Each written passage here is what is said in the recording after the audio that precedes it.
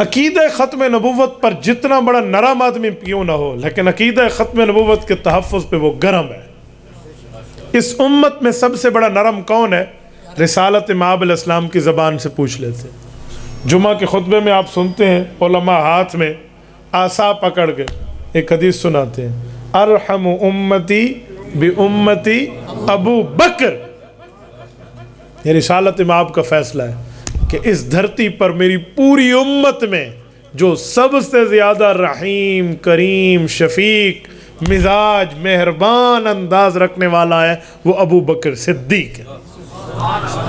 او ابو بکر صدیق کی زندگی میں دیکھتے ہیں کہ اس نے ختم نبوت پر پہرا دیتے ہوئے کیا قربانیاں پیش کی ہیں۔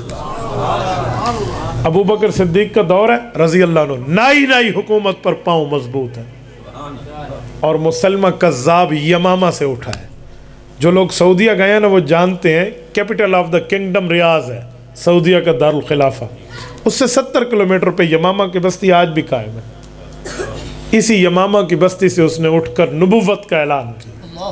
اندازہ لگو ادھر حضور کے صحابہ ہیں اور وہ بے ایمان خود کو نبوت کے درجے پہ فائز کیے ہوئے کہ یہ تو مجھ سے چھوٹے ہیں، وہ یوں پیش کر، اور ابو بکر صدیق کی غیرت کا اندازہ لگائے۔ حضرت ابو بکر نے فرمایا اَيَنْقُصُ الدِّينُ وَأَنَا حَيٌّ۔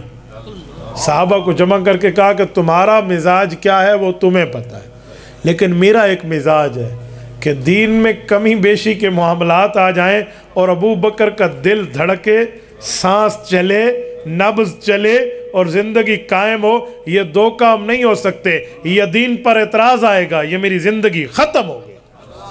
لفظ سنیں، اَيَنْقُصُ الدِّينُ وَأَنَا حَيٌّ، کہ میں زندہ اور یہ کام ہوں، پوری زندگی کو داؤ پر لگانے والی بات۔ یہ جملہ تھا جس نے صحابہ کرام میں ایک روح پھونک دی، اور جب یہ مسلمہ کے مقابلے میں گئے ہیں، 1000 کلومیٹر کا سفر ہے مدینہ طیبہ سے یہ امامہ، یہ صحابہ کرام گئے ہیں۔ حضرت علی المرتضیٰ کا مشورہ تھا کہ خلیفۃ المسلمین آپ نہ جائیے، ہم سنبھال لیں گے سب، آپ مدینہ منورہ میں بیٹھ کر ان لشکروں کو کنٹرول کیجئے۔ حضرت ابو بکر صدیق اس اصرار پر رک گئے، اور جب یہ گئے جنگ ہوئی ہے۔ حضرت وحشی بن حرب رضی اللہ تعالیٰ نے مسلمہ کذاب کو قتل کیا ہے، سب کچھ ہوا۔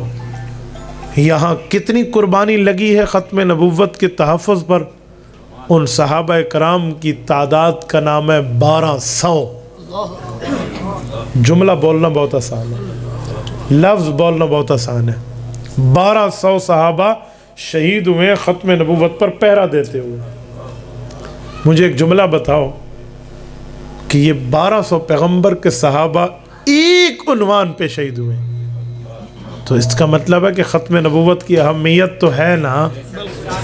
یہ نرم ترین شخص کا دور خلافت ہے، نرم ترین، ارحم امتی کا، اور 700 قرآن کے قراء ہیں جن کی وجہ سے قرآن جمع ہوا تھا۔ وہ یہی جنگ تھی جو ختم نبوت کے تحفظ پہ لڑی گئی تھی۔